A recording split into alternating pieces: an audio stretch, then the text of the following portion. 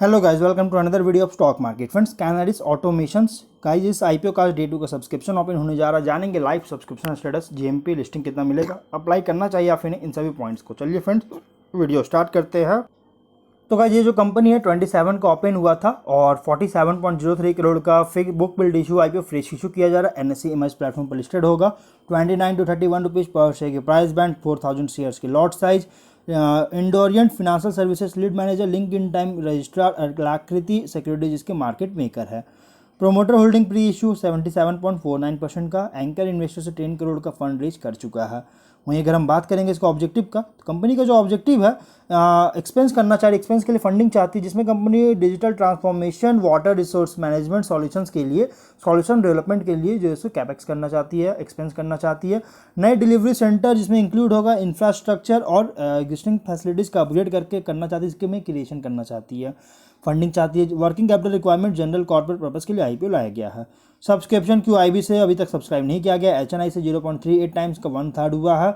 Retail से 0.43 times का और टोटल 0.3 टाइम्स का 1/3 से भी कम इस बार भी डे 1 में सब्सक्रिप्शन हुआ है। जीएमपी अगर देखा जाए 6 रुपीज़ का है। 19% की लिस्टिंग मिलने के चांस, जो कि लिस्टिंग भी कोई खास नहीं, बड़ी लिस्टिंग नहीं मिल रहा, एवरेज दे रही है। बिजनेस क्या है, तो 91 में इनकॉर्पोरेट किया गया था, जो कि आईटी सॉल्यूशंस प्रोवाइड करता है डिजिटलाइजेशन, मॉडर्नाइजेशन, ऑटोमेशन और इंटेलिजेंस के स्पेस में। दो बिजनेस वर्टिकल्स है। फर्स्ट है टेक्नोलॉजी सॉल्यूशंस, जिसमें कंपनी का इंक्लूड है multiple array of consulting solutions देती है डिजिटलाइजेशन, मॉडर्नाइजेशन, क्लाउडिफिकेशन, ऑटोमेशन, ट्रांसफॉर्मेशन और इंटेलिजेंस में। टेक्नोलॉजी एक्सपर्टाइज भी है, इंक्लूड है, जो कि डेव ऑप्स कंसल्टिंग और क्लाउड कंसल्टिंग, जो कि आप नाम यहाँ पढ़ सकते हैं गाइज, ये सभी नाम्स हैं। और डिजिटल एक्सपीरियंस एंटरप्राइज सॉल्यूशन, जो कि यूज करता है एसएपी एमएस डायनामिक्स 365 आरपीए और digital application mobility solutions.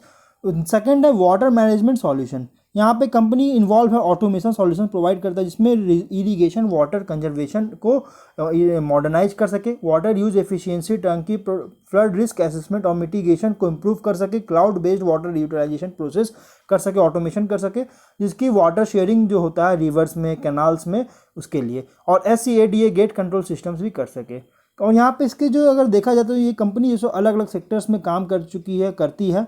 BFSI, retail, health care, pharmaceutical, manufacturing, insurance, बहुत सारी अदर कंपनीज के साथ। यहाँ पे बिजनेस एप्लीकेशंस भी 1000 कस्टमर से भी ज़्यादा जो है प्रोवाइड कर चुका है, 1000 से भी ज़्यादा कस्टमर्स को। और इंडिया के अलावा कंपनी के कस्टमर्स जो आते हैं, कंपनी के पास कस्टमर्स अराउंड 10 से ज़्यादा कंट्रीज इसके पास कस्टमर्स आते हैं, जिसमें इंक्लूड है USA, UK, Germany, Canada, Singapore, Malaysia, Brunei, Australia, Sri Lanka, Indonesia जैसी कंट्रीज से। डाइवर्स इंडस्ट्री से इसके कस्टमर्स आते हैं। फिनेंशियल 21 में 25.7 करोड़ का रेवेन्यू है, प्रॉफिट 2.1 करोड़ का। 22 में 51.9 करोड़ का रेवेन्यू है, प्रॉफिट 4.5 करोड़ का। 23 में 75.4 करोड़ का रेवेन्यू है, प्रॉफिट 8.5 करोड़ का। कंपनी का फिनेंशियल भी बहुत तेजी से ग्रोथ कर रहा है। 22-23 में बहुत ही स्ट्रॉन्ग ग्रोथ देखने को मिला है। एक निश प्लेयर क्रिएट कर चुका, अपना निश जो है सो क्रिएट कर चुका आईटी ऑटोमेशन सॉल्यूशंस और वाटर रिसोर्स मैनेजमेंट में।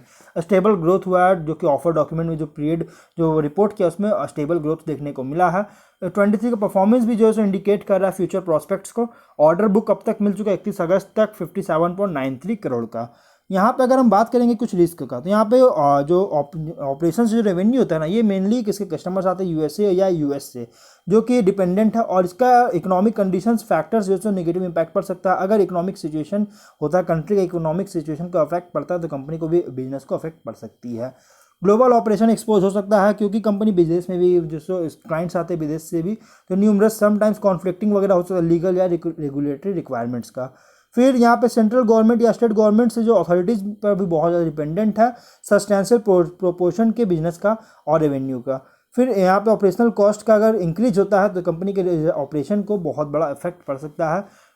पास्ट में रिपोर्ट लॉस देखने को मिला है। वर्किंग कैपिटल रिक्वायरमेंट का नीड है, तो यहाँ पे पास्ट में जो लॉस मिला है ना गाइस, यहाँ पे आप देख सकते हैं पास्ट में लॉस वगैरह देखने को मिल चुका था। यहाँ पे थोड़ा सा रिस्क भी है, लेकिन आप इसको मीडियम टू लॉन्ग टर्म के लिए इन्वेस्टमेंट करना चाहते हैं तो आप इसमें कर सकते हैं, क्योंकि वर्थ कंसीडर आईपीओ है और फुल्ली प्राइस रखा गया है। लिस्टिंग भी ठीक ठाक मिल रहा है, अच्छी लिस्टिंग भी मिल रही है, एवरेज 19%। आप लिस्टिंग के लिए भी अप्लाई कर सकते हैं। तो हम लोग जो है वीडियो को यहीं पर एंड करते हैं। अगर कोई डाउट है कमेंट बॉक्स में पूछे। मिलते हैं नेक्स्ट वीडियो में। Till then bye bye.